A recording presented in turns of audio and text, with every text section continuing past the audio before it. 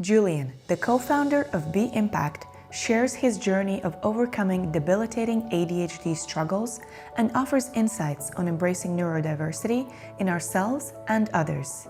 We create a society where people are equipped with the knowledge, the skills, and the network they need to make the world a better place. Is it my fault or is the school system not designed for people in a way that would be inclusive enough? Do your parents have ADHD? And although they might not admit to it in any kind of way, but can you see those traits in them? But even when I had hair loss, and even when I had those panic attacks, I wouldn't say back then that I felt stressed. I was unaware that I was stressed. Okay. My body was screaming that I was stressed. First times I actually had them, because I think the first time you have a panic attack, it feels like you're dying.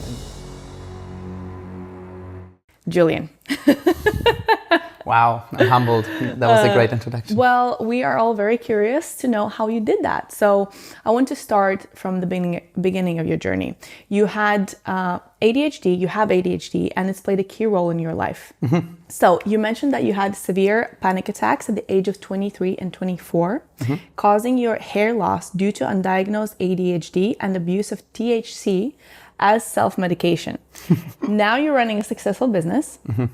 And you're helping to bridge the education gap where it's most needed. So you say that you see ADHD as your superpower. Why? Yeah, good question. I guess the main benefit of ADHD is what people describe it to. You have a lot of energy, especially for things that really interest you. The problem arises when this energy is too uncontrolled. And this perceived energy towards topics that really focus and interest you can also lead to the fact that you're a bit too restless. And hence the superpowers, the energy, the interest in various topics, the ability to look at quite probably sometimes complex problems from very different angles and drawing conclusions that might take neurotypical people or somebody with non-ADHD a little bit longer to grasp. And that is, of course, then paired with a bit of social intelligence that requires for that, which I think is really good for managing people and motivating people and understanding their needs. So interesting. Everything that you said, I can see myself in that description very clearly. So I have, in fact, self-diagnosed myself as ADD a while ago, especially after having some podcast conversations with people that are well-versed, let's say, in this topic. So I want to go deeper into the diagnosis, the self-diagnosis, and what can people do to manage it better. But before that, I guess I'd like to learn a little bit more about your journey when you were younger. So how was the day-to-day, and where did you think your ADHD was coming out, so that other people maybe can relate to that? Yes, I was actually diagnosed with 10 years old. Wow. Okay. However, me personally, I only found out about 2 years ago, which means that... So you didn't know that you were diagnosed? No. Okay. I joked about it in various occasions, but it was more like, hey, that's a bit ADHD, but not... okay, I actually have it. Mm-hmm. It was more like certain things could be that way, but quite moving around. I had, I think, 9 broken bones by the age of 16, which later in my diagnosis, when I read it, was described as participating in quite risky activities without the awareness of them potentially. And do you think that's a characteristic of ADHD?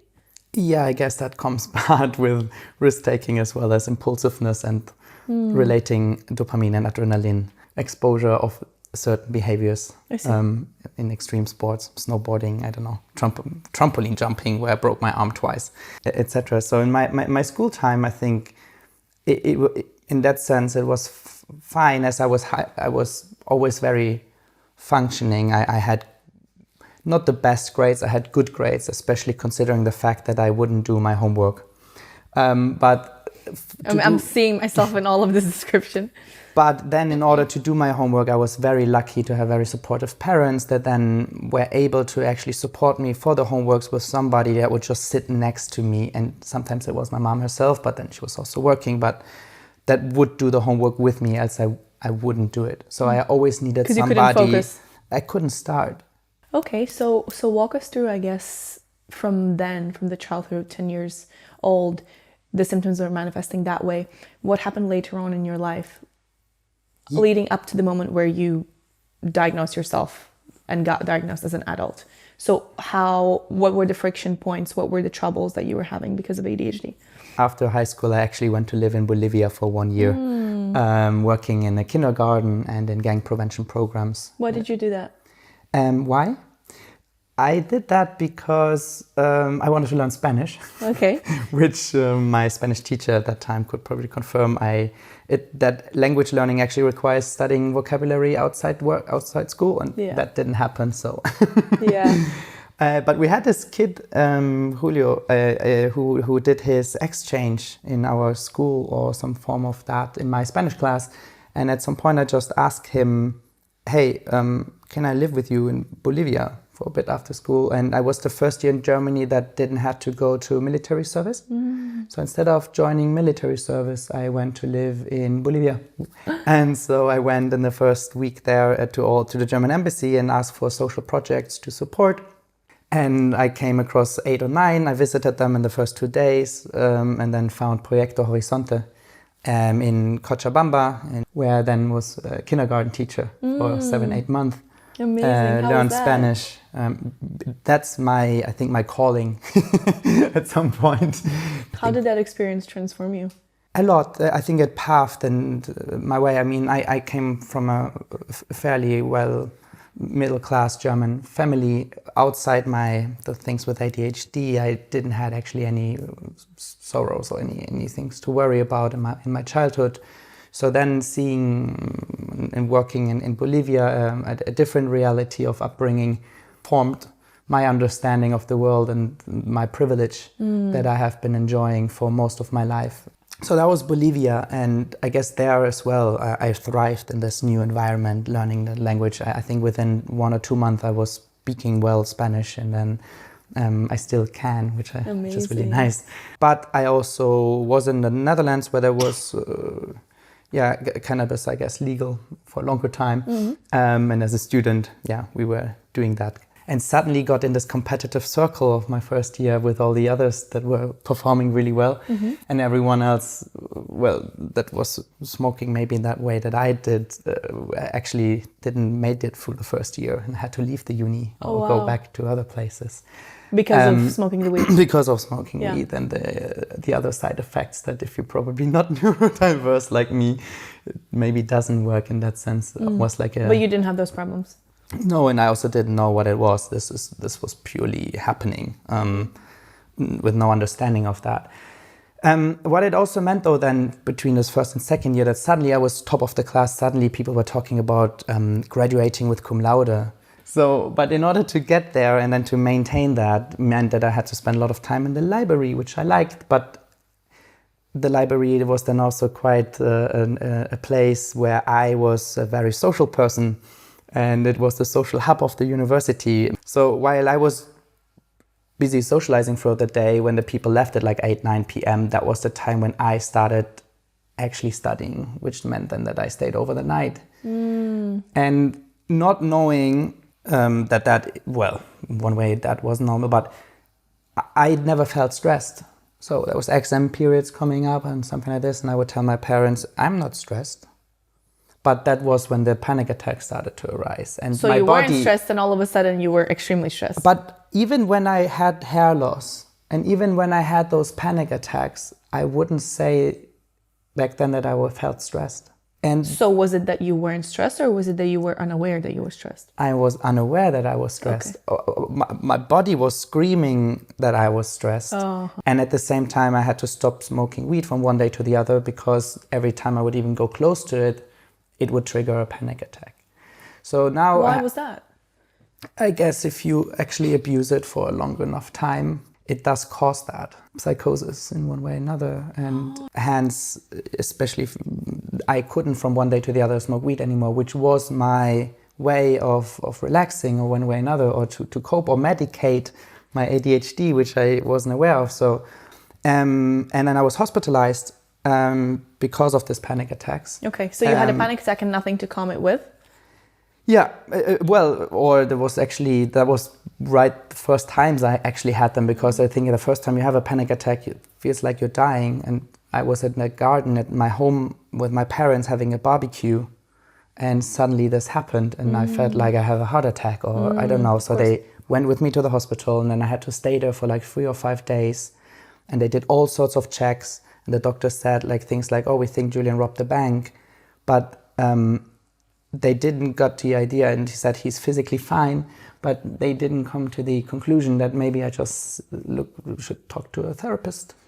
Or well, I mean, this is very interesting, because I personally didn't know that panic attacks are something that is a symptom of ADHD. So are you saying that there's a correlation because of the weed abuse, that there was the panic attacks, or is it just a part of ADHD? No, I think the panic attacks were, well, once later then they were triggered by when you smoke weed, but the initial panic attacks, they were completely happening outside any of, that has nothing to do with THC. It was the stress. So stress causes panic attacks. Of course. As soon as you reach a certain threshold, and then it just needs little actions that push you over the edge that then trigger a panic attack. What I wasn't aware of, so I thought I was terminal ill, that the doctors didn't know my very rare heart condition, and that they say that I'm fine, but I wasn't, which meant that I had to, so high blood pressure that they wanted me to take beta blockers. I got back to work. I did an internship at the time in Henkel in Amsterdam, and then I got back into my third year of uni for the last quarter, essentially, before I would do an exchange. And I finished it somehow with 2 to 3 panic attacks a day, waking up in the night, having them during my exam. So in this finance exam, I had a panic attack for the entire exam, but I finished it. From one day to the other, I get to live in Brazil, because I was done with Maastricht. I had my last You packed your bags year. and you were like, I am out. I had my last half year there. So I went with hair loss and panic attacks to Brazil, and within 1 or 2 weeks, my hair started growing back. So why is this? Why is that? I had no more panic attacks. Why? So going backwards, panic attacks are triggered usually by 1 or 3 things. Either family, friends, social things, work, which in my case was uni, and the third I forgot, but pretty much another environment. But panic attacks, and the way I see them now, is my superpower tell you to change one of these things. And for me, it was the change of environment out of studying mode into exploration, adventure mode. And surely relaxation, of a new city with Sao Paulo, with sheer all new experiences and sunny weather every day, and an internship that I was really looking forward to. Just that set of environment stopped it. That stopped the panic attacks. Me stopping the panic attacks was realizing I'm not terminally heart ill. Then I got into, okay, what is actually a panic attack?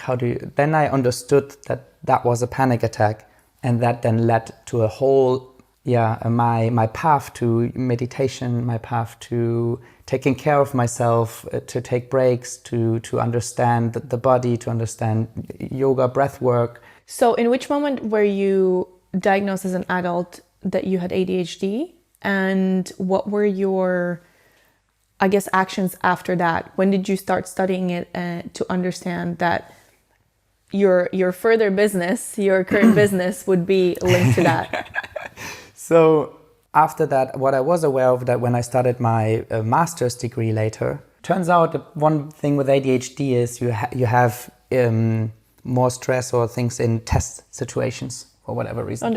Under pressure, which is weird, because in one way with ADHD, you're actually well functioning in these crisis situations, but in sort of in a test environment, I would always forget my math. So I went for my master's without any problems at all with panic attacks or anything of this, just because I learned beforehand how to actually change the environment for this all not to happen. Mm-hmm. So I managed I learned to manage my ADHD, not knowing that was ADHD that I was managing. It then took just my first proper job at Boston Consulting Group then, after my time at the UN, where whenever there were tasks in consulting that required the positive things of me, I would excel and would get incredible good feedback.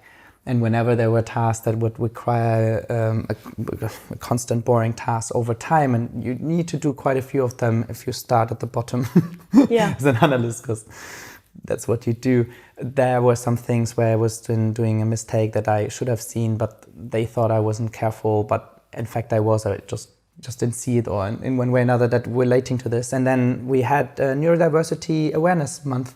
And through that, I was like, oh, that's me. That's me in some ways. And then we had this one social event where an ex-colleague of mine then came to me after the event and was just like, hey, Julian, so you know, I have ADHD. This person also has ADHD, and I think you might also have ADHD. And then after that, when we sat down for a dinner or lunch, dinner, and we just spoke for 2.5 hours about similar struggles that we had in one way or another. And I was like, oh, wow, that all makes sense. So probably that was when I started then to go on to self-diagnose myself with that. But I wanted the truth. So I actually found a psychiatrist and I did a formal assessment. And 2 months later, after back and forth, I had this diagnosis written. And then when I read it, I think I cried for like 4 hours because it described me as a 30-year-old, back then as a 10-year-old boy. So nothing had changed? Nothing had changed. Yeah. If I read that to you now. So, but the only thing that changed is I learned, even without it knowing it was ADHD, I learned to manage, I learned to cope. I was very highly functioning. Yeah. Else I wouldn't have landed wouldn't have gone through this university career in that kind of way or landed jobs. So I want to speak to the audience, and I would like for you to list kind of the things that would mean that they have ADHD. So can you list those?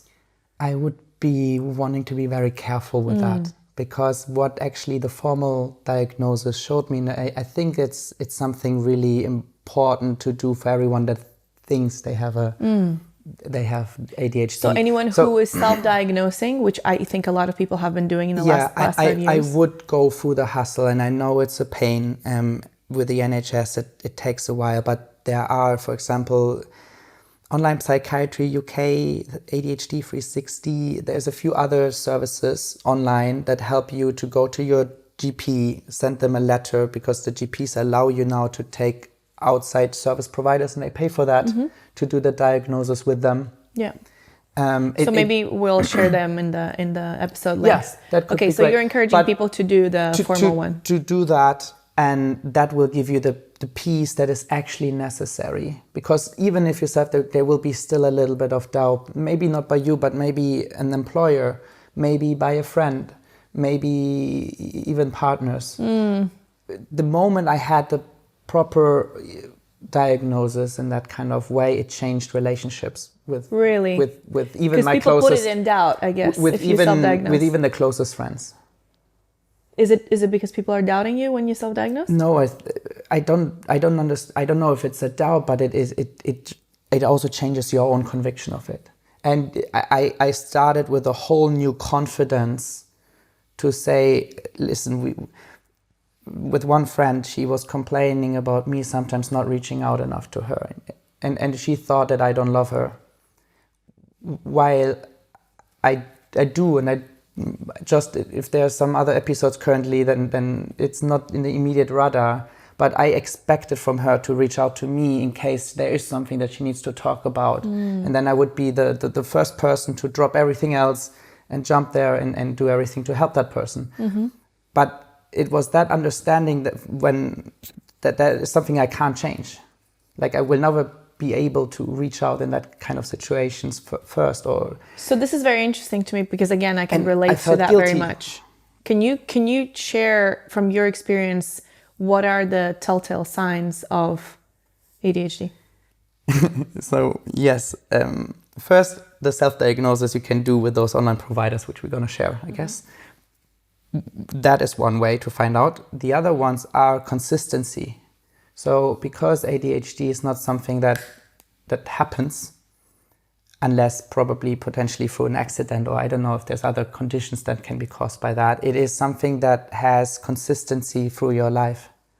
as I said, I read this diagnosis when I was 10 years old, and I fully recognized myself in that today, which means that if there are certain character behaviors that have been going on for your entire life, including your childhood, like losing things, which I got much better now. I'm not losing things as much anymore. If you find those habits and they actually, other people have been pushing on them, like girlfriends, partners, saying things like, why do you forget these things that are important to me? And calendar invites, being chronically late, although it is important things. And because time management is something, perception of time is sometimes also a topic that is just so being different. late is another one. Yeah, but you're not late because you want to be late, or you don't care, or you haven't planned it. You're late because you started by accident a task before going somewhere that you have to finish, because you started now in it because suddenly you had time pressure to start it. And then you're so in it that you forget time and space around you. Okay, so and the next time you check, you forgot, and then it's already time to meet. And that happens. So either if I want to be on time, I can't do anything for the half an hour before I have to travel or do something, or I start 10 tasks and then, yeah. Okay, so you can self-diagnose, you watch out for things that have been constant in your life, but what are they exactly? So losing things is one, being late is another, not having the bandwidth to reach out to people, you mentioned? That are not in your immediate environment. Okay, what else? Well, that are negative things, right? In one way or another, or perceived negative. There's the whole positive things. If you find yourself that you can geek into something niche very intensely once you found interest in it, and then be very, very good in that, but also be very good in a million other things. Like people usually have a lot of different hobbies, a lot of different interests. And you can see yourself a pattern in that, but other people are like, why are you doing these very different things that seem random to other people, or starting new things, which is for me a positive thing. The ability that people describe as hyper-focus. So once you found these tasks, or these, for me it's coding, or programming, or like once I start something like that, doing uni as well, I could do the whole night through. I could start somewhere like 11 p.m. and it would be 8 a.m. the next morning where the assignment was due, and I would forget to stand up to drink, eat, go to, sometimes even not even going to the bathroom, because you're so in the task. You remind me of all those times that I was reading a book until 10 a.m. in the morning until I finished the book. Okay. Yes, and you can pull through and you see the finish line. And that's for me an ability as well. I do marathon cycling. Yeah. And I get, when other people get tired towards the end of the finish line, that's when I get strong. So I see the finish and I can get energy reserves and pull through. So on the positive, you might find these things. We talked about a lot of empathy. We talked about being a person that has lots of friends. But then again, that we need to be careful with that, because with the outgoing part and with the part of, for example, me fidgeting a lot, I was always shaking my knee. Now I have a ring or anything else that I can play with. That cannot happen. That's why there's so many people underdiagnosed, and especially women, because they had a different upbringing as well, and were maybe even earlier punished for playing around too much, or being too fidgety around, or maybe not even have that characteristic, but that is happening inside. So instead of externally fidgeting, you can also maybe have more of an internal fidgeting. So overthinking, is that what you're saying? Obsessive thoughts? Could be, but I don't know. Again, I'm not an expert on. That's why I want to be very careful with these things. Because there are experts for that for a reason that can find that. So all I can share is, I guess, my experiences with this. But yes, I heard that some people were, prescribed with depression or other things, but in fact they only had undiagnosed ADHD. So tell us maybe how we can transform indeed somebody that's listening and that's really relating to this, whether they're going to take the assessment or not. How can they turn the downsides of ADHD into something amazing? Yeah, so first of all, don't try to fix the downsides too much, but rather own them and accept that you're not good in them. I have a personal assistant, a virtual assistant now that manages my calendar, my emails, because I'm aware that that isn't my strength. I adjusted my calendar in a way. I'm not a morning person, and I was always forced in school in some work conditions to wake up at 7 or 8 to go to work. Now with my own company, I really want to encourage everyone to have flex time. And for me, that means I don't have meetings before 10 if I can avoid it. Like I will if I need to, but on default, I start them at 10 and I do in my morning my routines. That isn't the 5 a.m. routine that people talk about, but I started at 10. So I read my book from 9 to 9:30. I do my morning yoga or sport in the morning, but I won't do this type of works or rushing into a meeting because I know I need my sleep. Prioritizing sleep, I guess everybody talks in one way or another, but I can't stress enough how noticeable it is for people, or for me with ADHD. If I don't get my sleep, it makes everything else worse. So, and probably there's people that say they only need 6 hours of sleep, and you have all of this. I need 9 hours of sleep. Wow. That's a good sleep. And I know when I have a good sleep, because then I have a really good productive day. So doing that means I know that I work very well at night when I don't have these external factors stressing me. So if I know there are certain focus tasks that I need to do, new research, financial budgeting, planning, working on my pitch deck, I don't know, anything that requires, I know this will happen 10 p.m. till like 3, 4 a.m. or something like that, which means I can't have things starting at 8 a.m. the next day. Oh, so you actually work until 3 a.m.? Yeah, sometimes 5 a.m. And then I can get all of that done without external influences. And I would always call my ADHD superpowers. I can do that, but you need to own it in a way that means I have told people about that. Which means they know, oh, Julian worked till like 3 a.m. This means we're not going to bother with him before lunchtime. Because then I'm going to sleep. Yeah. And I know with a lot of the professions this isn't still possible, but I think it's time that we start talking about an employer. You need to ask the employer, how do you work best? Or how do I, like, you need to tell them how you work best. And yeah, so finding ways around that. So owning your weaknesses, getting support for them where you can and not be afraid to ask for them, and then create an environment where you can leverage your strength.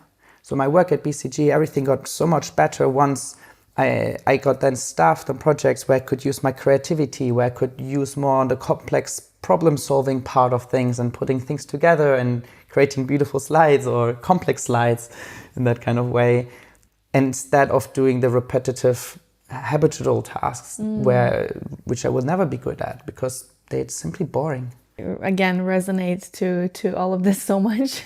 Sport for me. So then you need an outlet for the energy, but also a way to actively. So for me, as soon as I hit 3-4 hours on the bike on the weekend, that's when I don't have any thoughts anymore. They all finished. What about people that don't have the luxury to have an employer or understanding partners and family that will, take this on board, accept this and accommodate for that? What if they have gaslighting, family members or unflexible work people?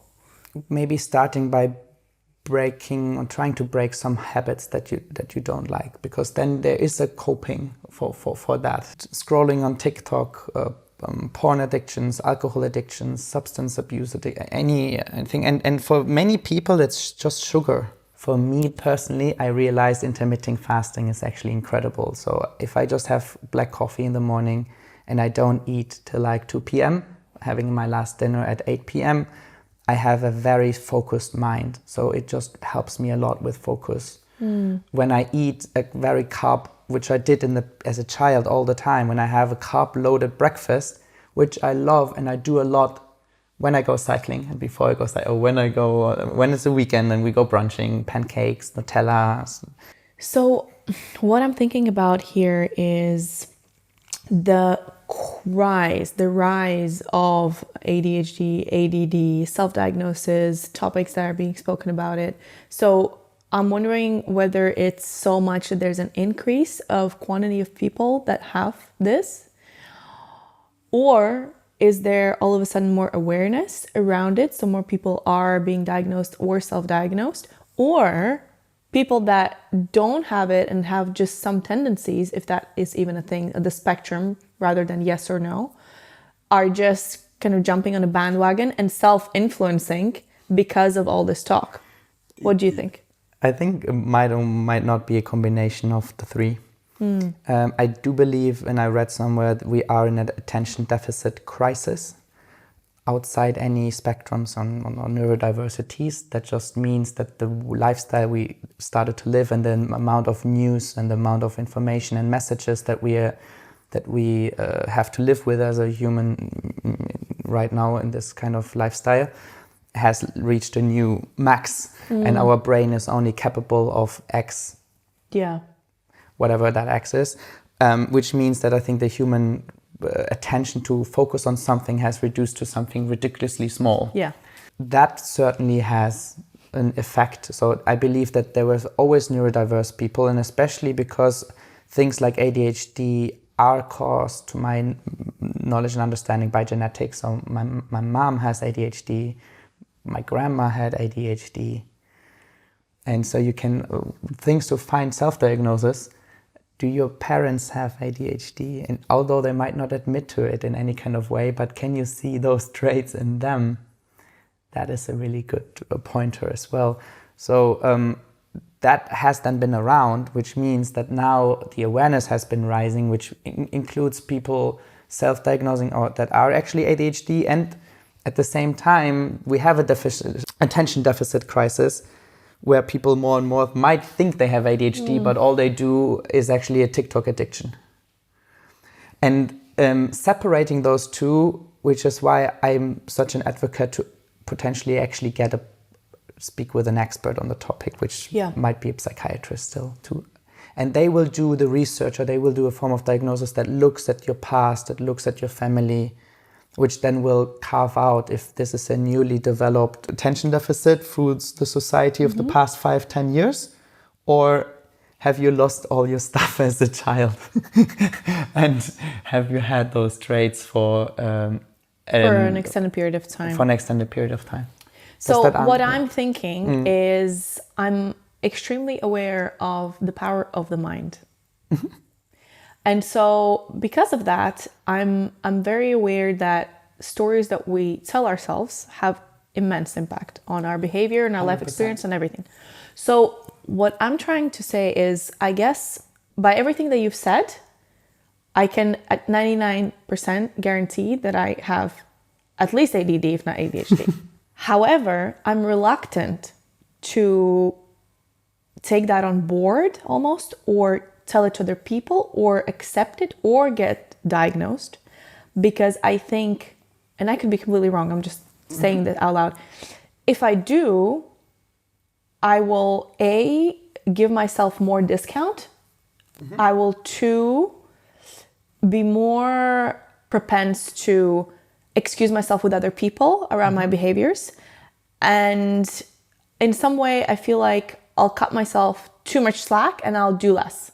So interestingly, when I had recently a talk about this in another setting, some people that then came out with a proper diagnosis, they go through a period of grief.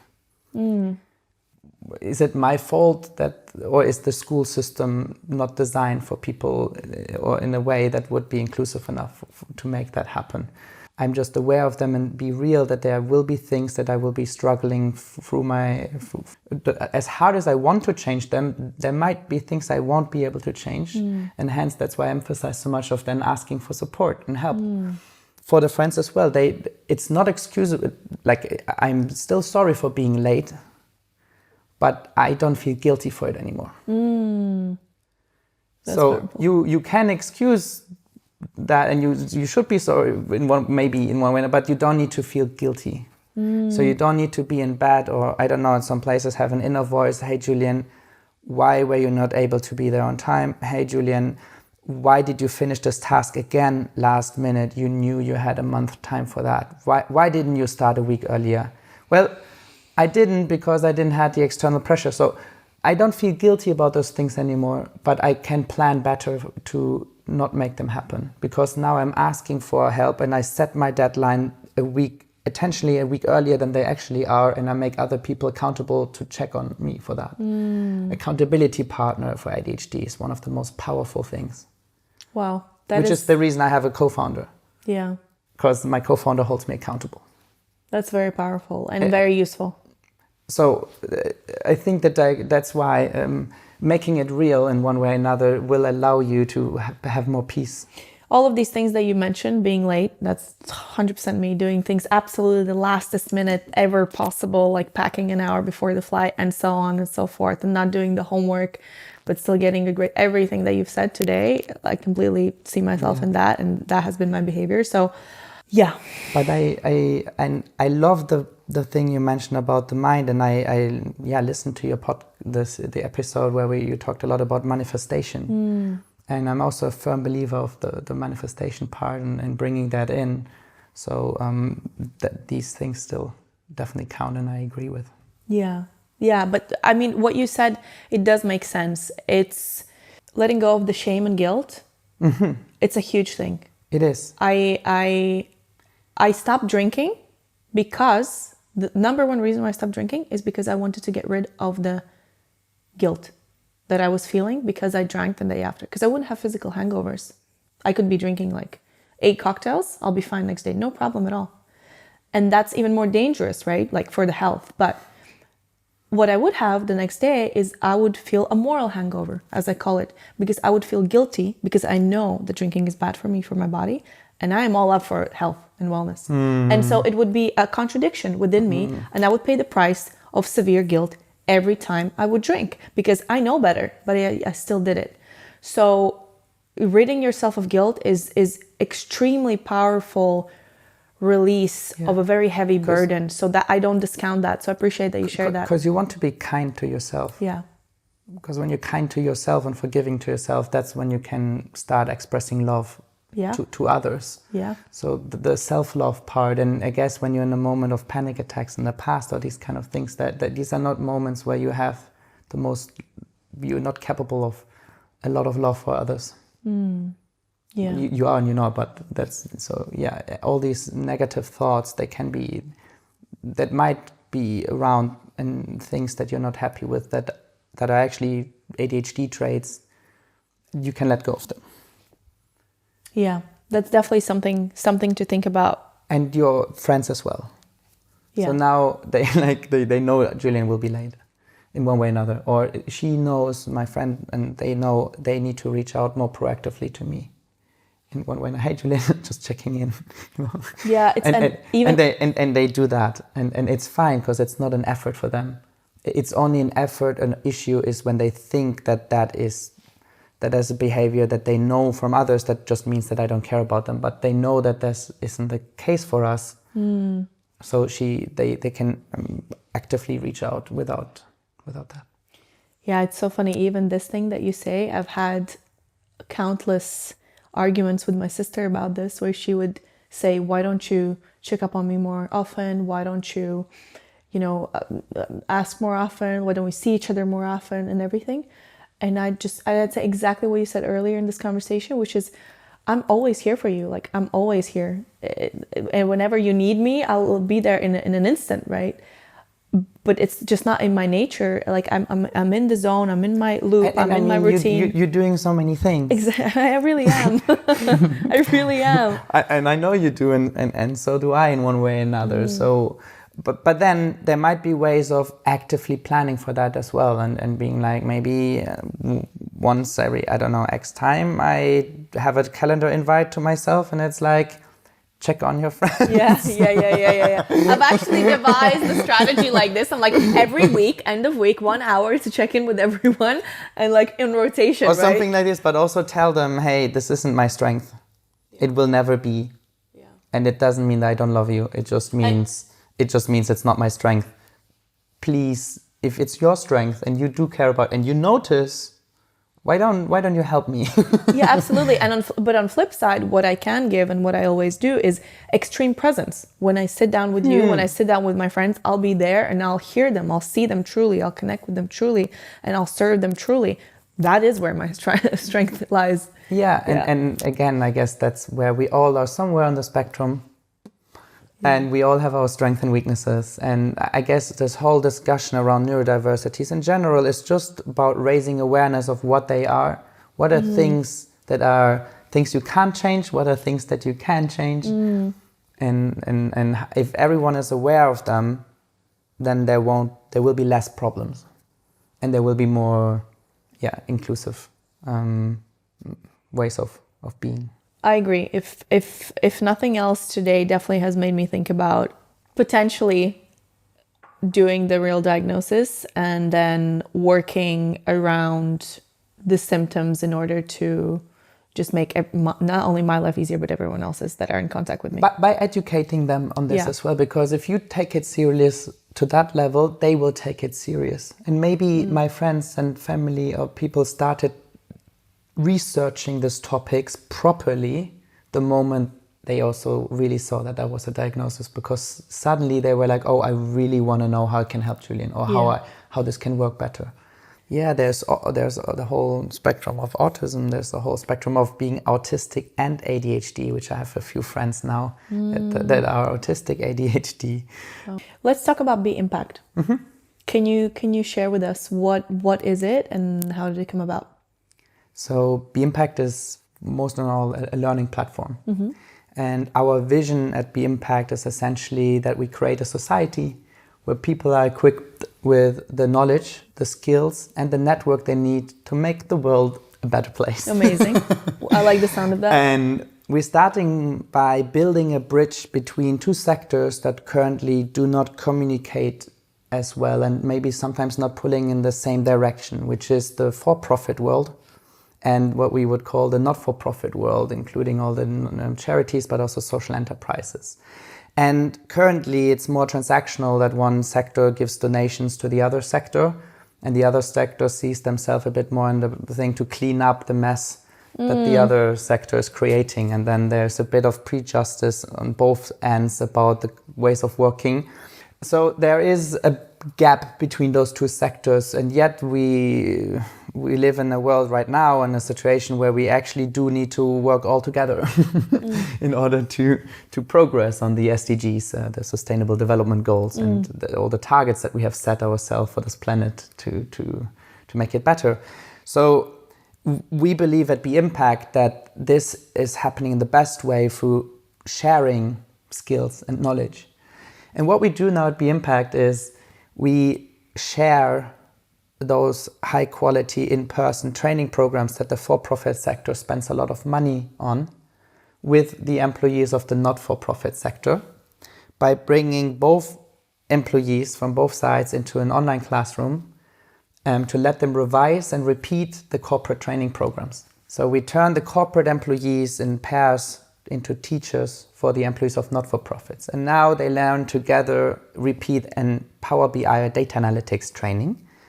But at the same time, it's a big opportunity for the not-for-profit employees to share about the mission and the type of work they are doing in the context of a data analytics training. So it gives you exposure to the mission. So for example, we did one with the Cure Parkinson's, and I wasn't aware that Parkinson's disease is one of the fastest growing neurological diseases in the UK. So that then feed back into the employees of the consulting side that then would take that into their work life, into their things, and have more awareness about those SDGs. So we're solving two knowledge gaps there. The one hand of the data analytics, on the other hand, the awareness of the type of important work that this not-for-profit is doing as a first step. That's amazing. In a second step, there's a lot that the not-for-profit sector can teach to the for-profit sector. So we will then enable, for example, we talked about neurodiversity so much today. I'm right now in the position where I want to hire teams, and I'm struggling, or I still need more support on how do I design an interview and a hiring process that is inclusive. So there are a lot of not-for-profits that probably work with neurodiverse people in one way or another, or visually impaired people, or that have the know-how and the knowledge on these topics that can teach me and other for-profits those things. And we want us to be all enable on Be Impact. So think of Be Impact as a marketplace, a school to bring those two sectors together and share their insights and knowledge with each other.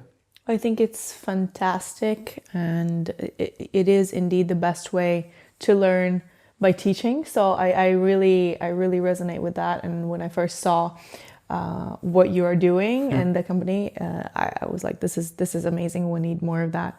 So what do you think, Julian, is your purpose? My purpose is, I guess, in education and raising awareness around many topics. And I want to, I'm very passionate about social change, I guess, in one way or another. And I guess that was very influenced by these early experiences, and maybe the whole empathy topic we talked about those experiences that I then made by living in various countries, from my experience in Bolivia, from my time in Brazil, from my time in Thailand, from traveling quite extensively and seeing different parts of the world and understanding that, there's all these differences and educating people around that. Be Impact, hopefully, as the name suggests, I wanted to give everyone an opportunity to be impactful, to be a role model, to be a teacher, to be happy. to be as well heard and to be seen in the process. And if I can imagine that gets me out of bed every morning. How can people help you, or how can they progress your mission? Well, currently we're still raising investment for our company, so that would be one way. On the other level, if you have not-for-profits that you're passionate about, please lead them my way. We would love to support them. Currently, we're offering a lot of the data analytics type of work that I mentioned, but also we have just onboarded a new client, which we're working on digital marketing topics. So if you're a trustee, if you're an advisor, if you're an employee, or even the founder of a not-for-profit and you need some support, please come and reach out. We would love to support you. Yeah, because I guess anyone, any company, any business that is investing in the training of their employees, this is just a fantastic way to cement that knowledge in the employee's mind. Yeah, guaranteed. They will remember everything they learned better. Yeah, and it's much cheaper than the initial training. So you only pay a subscription to the platform and not for full training again. And you can use it for all of your training. And did you say there's some sort of incentive as well in the sustainable points or something? Yeah, absolutely. I mean, we provide then data and powerful impact stories to any kind of framework that corporates are reporting to. So since last year with the Social Procurement Act of 2023, companies that want to do work with the government, they actually need to report on their social value and their social impact. Those organizations, in forms of we going back to these organizations and ask 3 months later, hey, how have you used the Power BI training? How was that helpful? And we got responses, for example, that they now have more free time to not worry about reporting because it's automated by now, that they can only click into the dashboard, they see the data, and it helps them with the reporting part, so they can spend their quality time more on actually delivery of the services that they care about. And that's the lever effect that our clients will enable them and that we supercharge as Be Impact.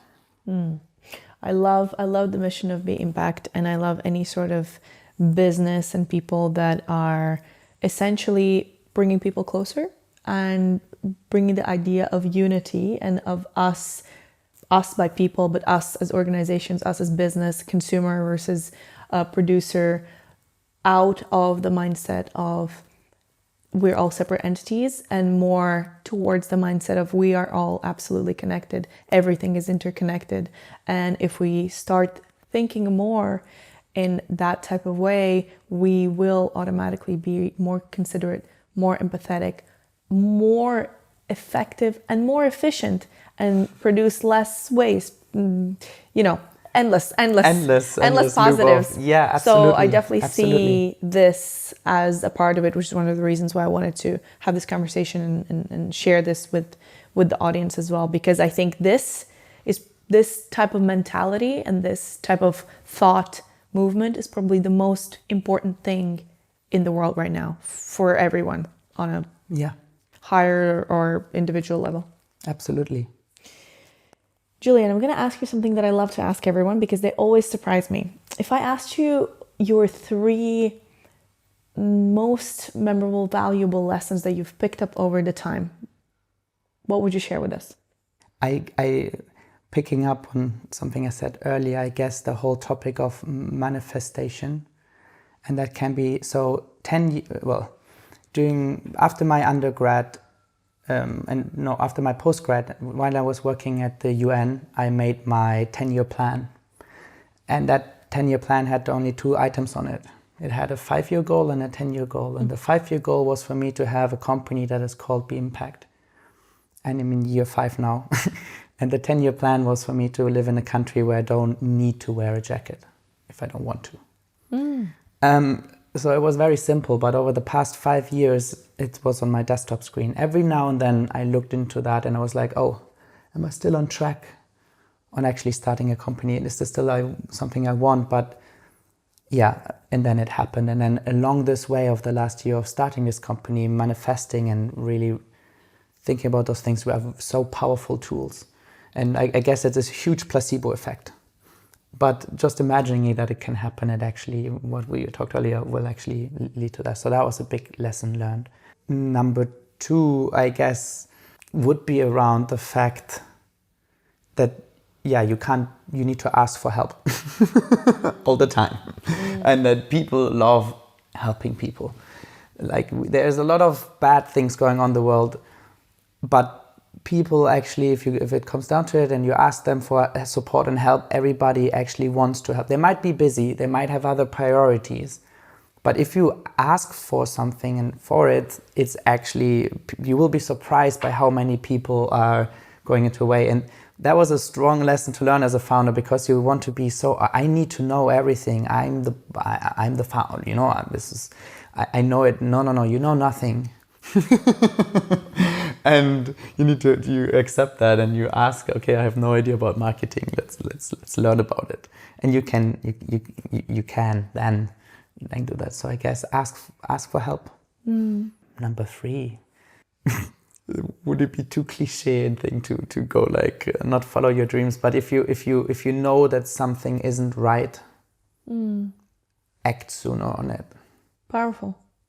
I also stopped drinking, for example, but for a whole entire year. When I had to make a really powerful decision, I was like, okay, change of anything. So I stopped drinking, all of that. And that was when I consciously made a decision to quit my job to start this business. So I wanted to be equipped and being in an environment and setting that I can make in the best way a decision like that. But it was looking a long time. And then I was like, okay, now I'm ready, but I'm doing it. And equally, if there are things that are not feeling right and there's things that you really want to do, I'm a huge advocate for taking the leap. For taking the leap and just do it. Yeah, I love that. if it happens. Thank you so much, Julian. Thank you. Yeah, thank you, Dana. This was a wonderful conversation. Thank you. Hello, friends. If you enjoyed this episode, please make sure to subscribe and share it with someone. I would love to hear your feedback and suggestions as to what guests you would like to see on the show next. See you next week.